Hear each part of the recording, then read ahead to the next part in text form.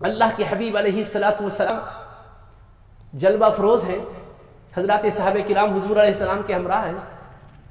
عجیب بات ہے کہ ایک مقام پر حبیب پاک علیہ السلام استراحت فرما رہے ہیں تو صحابی جاگ رہے تھے، انہوں نے ایک عجیب منظر دیکھا کہ دور سے ایک درخت زمین سے اپنی جڑوں کو کھینچتا ہوا حضور پاک علیہ السلام کے قریب آ گیا اور رسول پاک علیہ الصلوۃ والسلام کی ذات اطہر پر اپنی ڈالیاں نچھاور کیا اور جھک گیا، ڈھانپ لیا رسول پاک علیہ السلام کو، پھر اس کے بعد وہ چلا گیا، اپنے مقام پر فٹ ہو گیا۔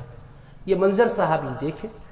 نبی پاک علیہ السلام جب استراحت فرمانے کے بعد بیدار ہوئے، ویسے حبیب کا آرام بھی بیدار ہی ہے، کیونکہ ارشاد ہوتا ہے تنام عینایا ولا ینام قلبی، میری آنکھ سوتی ہے لیکن میرا دل نہیں سوتا، دل بیدار رہتا ہے۔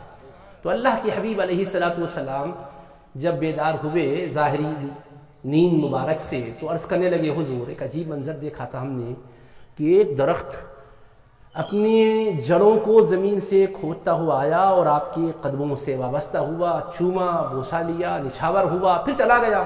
تو میرے آقا علیہ السلام فرماتے ہیں کہ ہاں وہ درخت اپنے رب سے اجازت مانگا تھا۔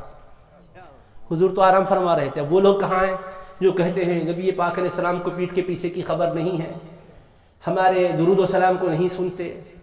یہاں تو درخت آیا تھا اور آ کر حضور جب آرام فرما رہے تو تب آ کے سلام پیش کیا تھا، اور صحابی یہ دیکھے کہ آیا مگر کیا ہوا یہ نہیں معلوم، پوچھتے حضور آ کر گیا تھا؟ تو میرے آقا فرماتے ہیں وہ رب سے اجازت مانگا تھا کہ میرے مولا اجازت دے، تیرے محبوب آئے ہیں، ذرا قریب جا کر سلام پیش کر لوں، حبیب کے قدمین کو چوم لوں، اجازت عطا فرما۔ تو رب سے اجازت مانگا، رب نے اجازت دی تھی تو آیا تھا، سلام پیش کر کے چلا گیا۔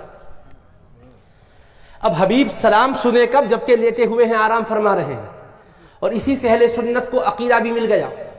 مصطفیٰ علیہ السلام سوتی ہوئی حالت میں درخت کے سلام کو سنے ہیں، شجر کے سلام کو جب آپ سوتی حالت میں سنتے ہیں تو بشر کے سلام کو گنبد خضرا میں کیوں نہیں سنتے؟ سبحان اللہ، بے شک۔ بھائی ہم اب سن رہے ہیں کیا نہیں سن رہے ہیں کیسے جانیں؟ تو اس کے لیے یہ کیا کم ہے تمہارے آنکھوں کے سامنے حبیب پاک علیہ السلام آرام فرما رہے ہیں اور ہم سو جاتے ہیں تو سامنے والے کیا بول رہے ہیں یہ نہیں معلوم۔ اگر آپ سو رہے ہیں تو جا کے بولو حضرت السلام علیکم گہری نیند میں، پھر اس کے بعد حضرت قبلہ میں آپ کی خدمت پہ حاضر ہوں، اس کے بعد چلے جاؤ۔ پھر اس کے بعد حضرت اٹھنے کے بعد لوگ بولا حضرت ایک صاحب آئے تھے، وہ اب انہوں بولتے ہاں میں سو رہا تھا، انہوں آئے تھے آ کے میرے خواب میں سلام کر کے گئے۔ تو بیٹا سوتے ہوئے تم زندہ ہے، ابھی مرے نہیں، سوتے ہوئے حال میں تمہارے پاس آ کے سلام کوئی بندہ بھی کرا تو نہیں سنتے، اور اللہ کے محبوب ہیں، درخت بھی آ کر سلام عرض کرتا ہے تو سوتی حالت میں سنتے ہیں۔ تو مصطفیٰ کی حالت تمہاری حالت کی طرح نہیں ہے، مصطفیٰ اپنی ہر شان میں بے مثل و بے مثال ہے، سونا بھی بے مثال، جاگنا بھی بے مثال۔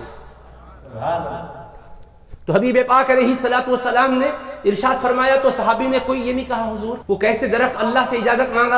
اجازت اللہ سے مانگا تو یا رسول اللہ آپ تو یہیں پر ہے، کیا معراج میں مانگا تھا کیا؟